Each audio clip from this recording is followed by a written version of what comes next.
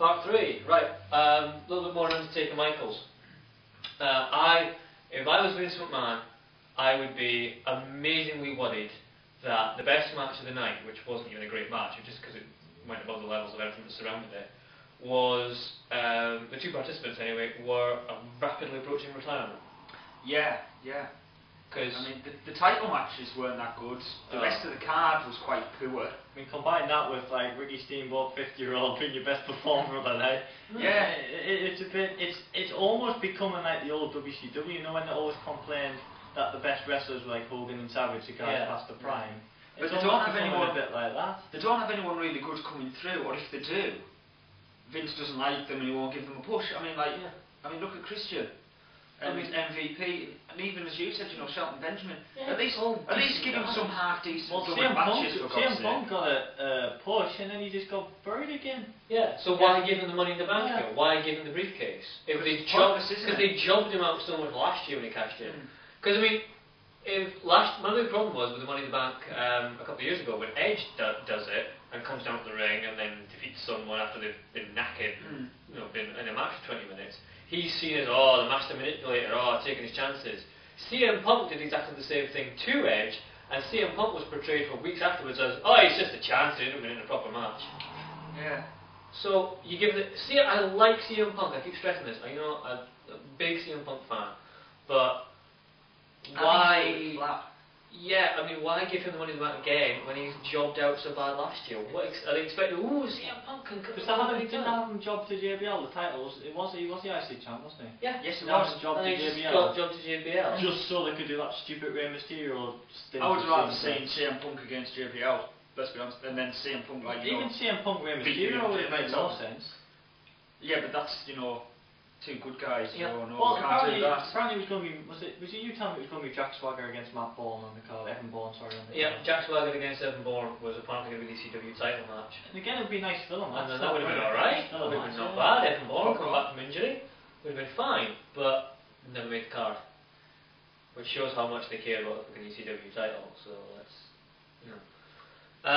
anyway, main events. Let's start with the poorer. Cena and the Big Show. Start with Cena and the Big Show and Edge. And it was a triple threat, and again, it was alright. It wasn't amazing. I personally liked Cena's entrance, but I don't think you did you, Cam? No, I didn't either. I liked Cena's entrance. I think it would have been better if they'd all got into the ring and then they had to find out which one was Cena. I suppose that would have been funny, yeah.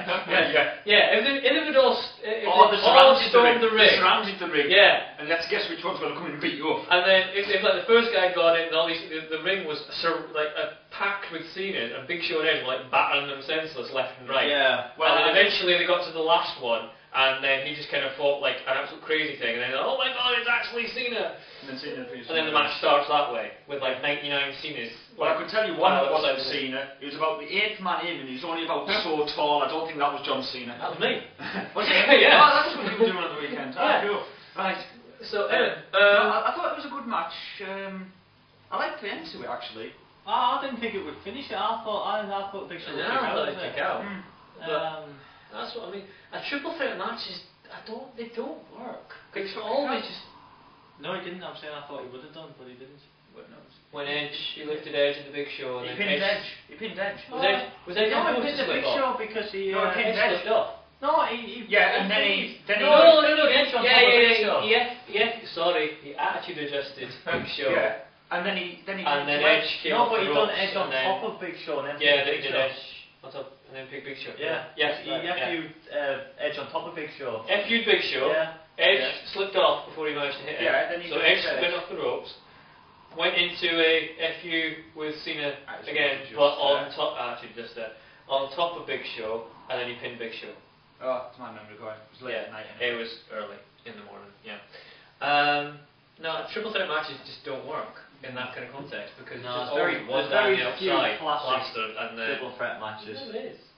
They never were. One from Vengeance, I think it was 02. I think the WrestleMania 20 Triple H Shawn Michaels that was decent. Oh, yeah, that was decent. I don't think it needed a rematch of that last. No. I like the whole sort of Vicky love triangle. Yeah, so and technically Cena's won it, but I don't know how we're going to go down that now. Cena's won it. GM on Raw now. So you could get to clean the toilets and that, couldn't it? That would be a good storyline. Polish my bling. And the main events that had all the classics of the opening contest. We got a good 5 minutes on this one, lad. Atrociously, appallingly shit. Not only that, it was the norm. It was nothing innovative, nothing exciting. We all knew. Randy Orton got hardly any offense in.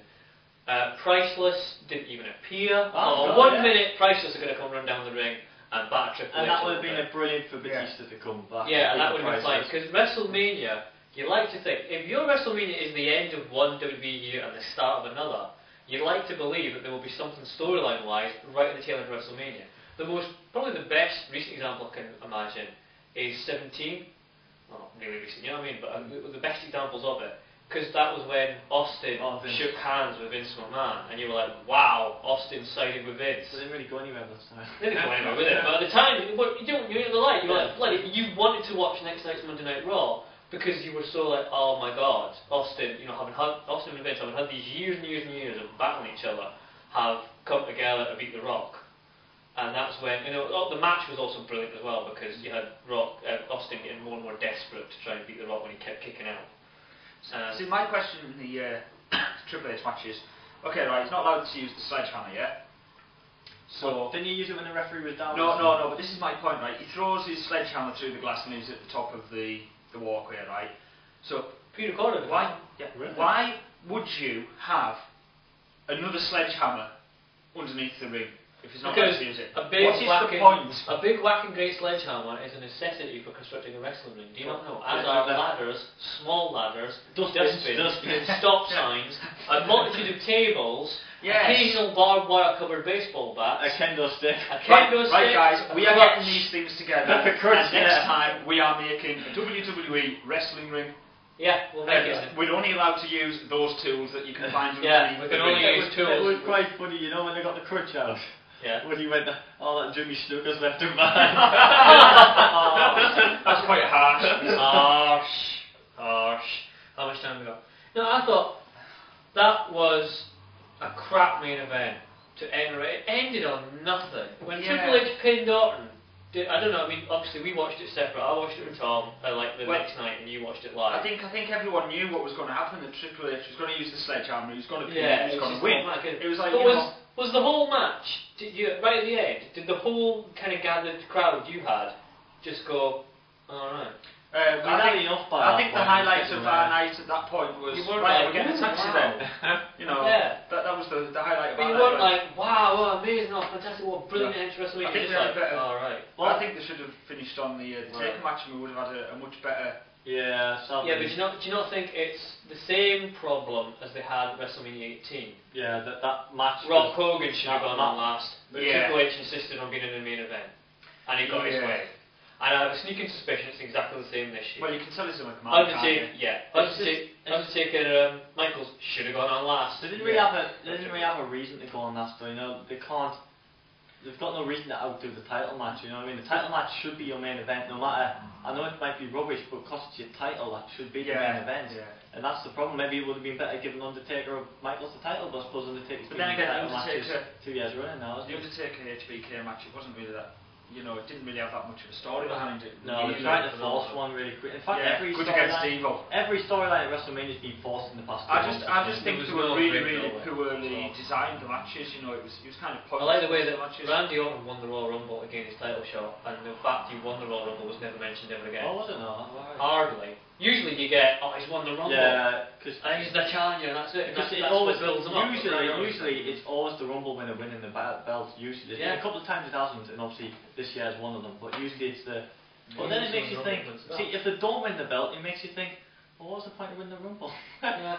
But you knew he was never going to win Triple H. Yeah, I presume that. Well, I know it's going to continue because we know what the main event is for Backlash. It's family versus legacy, yeah. But apparently, they've done that before. Vince, Triple H, and Shane. 2 seconds. Vince, when he's walking, he's looking even more constipated right now. They fought The Rock, Undertaker in King of the Ring. Yeah. Do that and lost the belt there. Got the belt for The Rock. Yeah. When Vince got pinned, and they're doing the same gimmick again, but Batista's, I believe, replaced Vince now, which makes it slightly better. But then it makes Legacy's team look shit because Cody Rhodes and Teddy Ross haven't been promoted at all for ages. They've done nothing. Yeah, we've run out of time.